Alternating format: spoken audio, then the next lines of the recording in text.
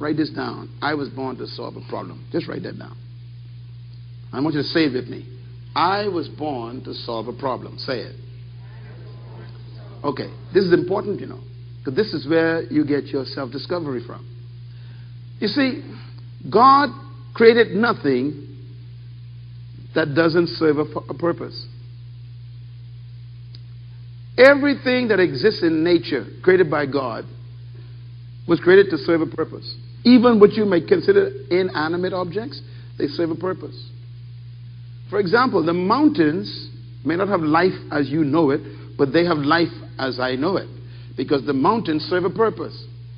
Mountains create valleys. Valleys is what makes the rain come down to create a river. The river is what brings water to your village. So the mountains are there for a reason. Even though they don't breathe life as you know it, the design of the Creator makes them functional. In other words, everything in creation was created to solve a problem. Now, the Bible says, you are much more than these. So I assume then that there must be a bigger problem you were born to solve other than just making a river.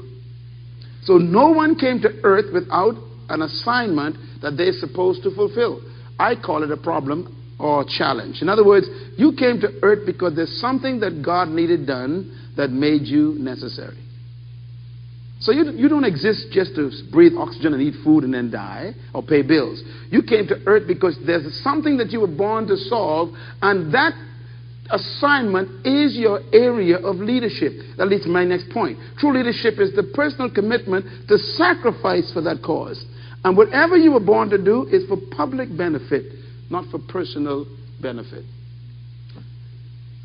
I give this example all the time.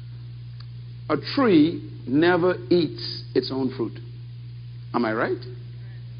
I mean, this tree worked so hard, came out of the seed, grew for 20 years, pushed out the soil, working with the wind, bowing and bending in this hurricane, and this tree don't eat a single fruit from itself.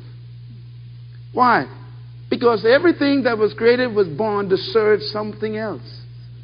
That includes you. And that's why Jesus Christ, his philosophy of leadership is very simple. He says the greatest among you. Let me put it another way.